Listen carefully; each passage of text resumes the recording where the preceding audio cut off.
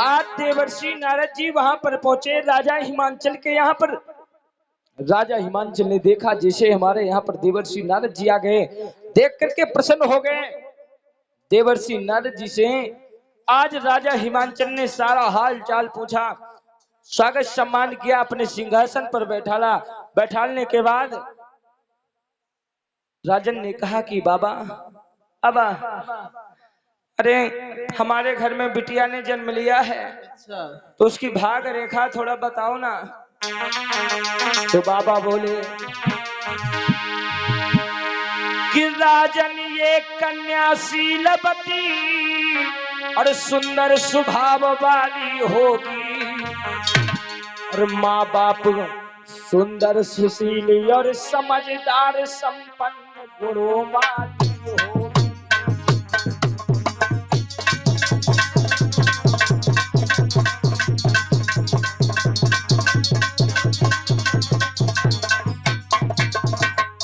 बहुत सुंदर बिटिया होगी राजन, आप चिंता ना करो।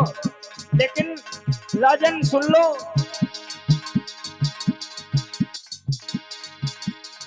नंगा और भेषिया मंगल हो, पति मिले इसे चिमटा वाला। कहा बाबा सब तो सही है, लेकिन कुछ गड़बड़ी है। नंगा और भेषिया मंगल हो, पति मिले इसे चिमटा वाला। माँ बाप के जिसका पता नहीं, ऐसा ही भेष जटा वाला। माँ बाप के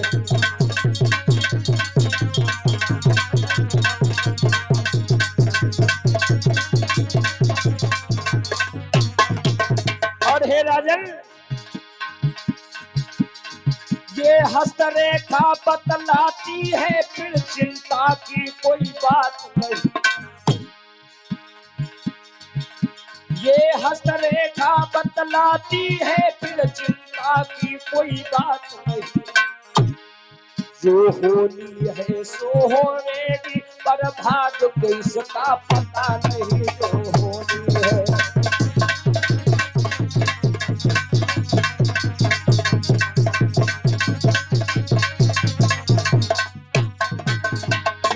महाराज आप चिंता ना करो। अरे आपकी बिटिया तो बहुत समझदार है, लेकिन थोड़ा गड़बड़ी है। सब कुछ सही है, लेकिन जो इसका पति होगा पेवर गंजेड़ी, फुल गंजेड़ी, चिमटा वाला, लंबा जटे वाला, साथ में चिलिम लेकर चलने वाला, साथ में डमरू लेकर चलने वाला, इसका ऐसा पति होगा। जैसे महाराज हिमांचल ने सुना, कहा बाबा क्या मजाक कर रहे हो। बाबा ने कहा मैं जो कह रहा हूं वो सही कह रहा हूं, मैं मजाक नहीं कर रहा हूं।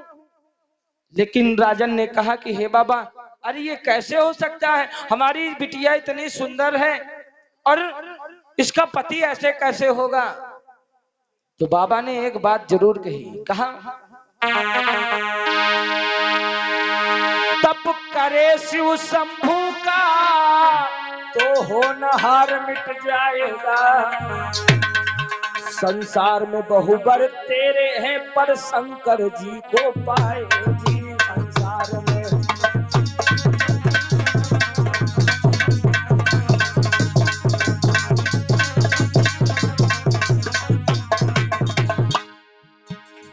तप करे वह है शंभू का, तो होनहार मिट जाएगा। संसार में बहुबर तेरे हैं, पर शंकर को ही पाएगी संसार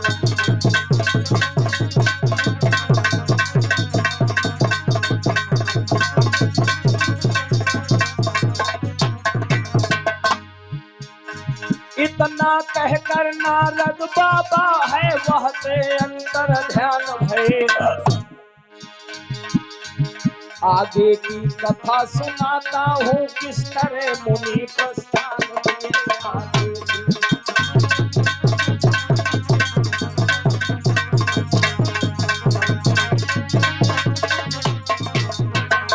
देवर्षि नारद जी इतना बता के वहां से अंतर ध्यान हो गए। बाबा चले और देखो हमारे मंजेश भैया ना, देखा कि मैया का जन्म हो गया, ये भी बहुत खुशी है, पूरी ताकत लगाए, जय हो भैया। सबको खुशी होती है, लेकिन क्या बताएं भैया, आज के समय में और छोटी सी बिटिया शिखा यादव मातपुर निवासी, जिसके नन्हे मुन्ने हाथों से भाव से 11 पुष्पमुद्राएं भागवत पुराण पर समर्पित हुई है, वाकई बिहारी हमेशा अपनी कृपा को बनाए रखे, यही कामना ही विनती है।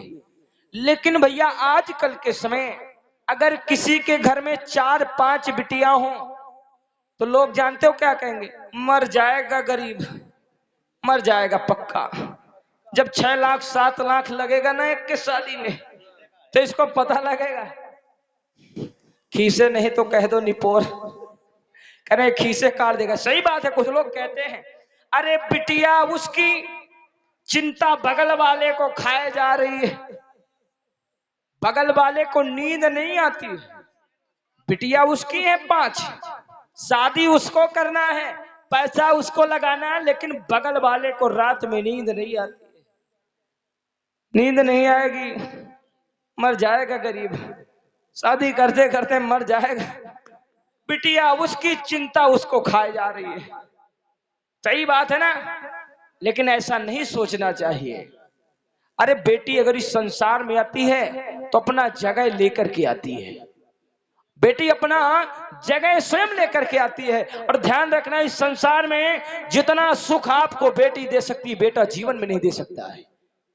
बेटी जब तक आपके पास रहेगी, माता पिता के यहाँ पर रहती है, जैसे छोटे से बड़ी होती है आधा कार संभालने लगती है घर का, और बेटा बड़ा हुआ तो गेंद बैट लिया, उस ऊसर में मिलेंगे गांव के बाहर, चलो भैया आज 200-200 का लगाएंगे वहीं पर, बेटा ये करता है। लेकिन बेटी जब बड़ी हो जाती है, घर का आधा कार संभालने लगती है, बेटी जितना सुख दे सकती है बेटा जीवन में नहीं आपको दे सकता है। ये बड़े बड़े विद्वान कहते हैं, हम नहीं कहते हैं।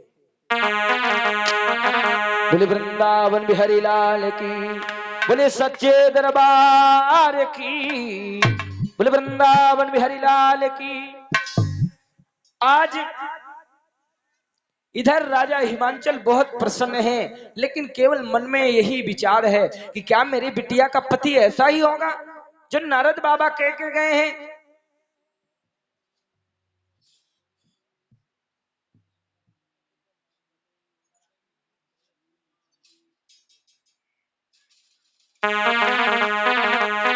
बोले सच्चे दरबार की, बोले वृंदावन बिहारी लाल की जय। आज बाबा जी ने राजा हिमांचल से ये सब कह दिया, राजा हिमांचल को चिंता खाने लगी, मन में विचार करने लगे कि क्या सच में हमारी बिटिया का ऐसा पति होगा, यही चिंता उनको पड़ी हुई है राजा हिमांचल को। लेकिन मन में विचार कर रहे हैं कि हम ऐसा पति के साथ में अपनी बिटिया का विवाह करेंगे ही नहीं। कोई चाहता है कि ऐसा पति हो हमारी बिटिया का, सब लोग चाहते हैं कि अच्छा सुंदर बर हो, अच्छा घरबार हो, हमारी बेटी अच्छी जगह पर जाए, सब कोई चाहता है।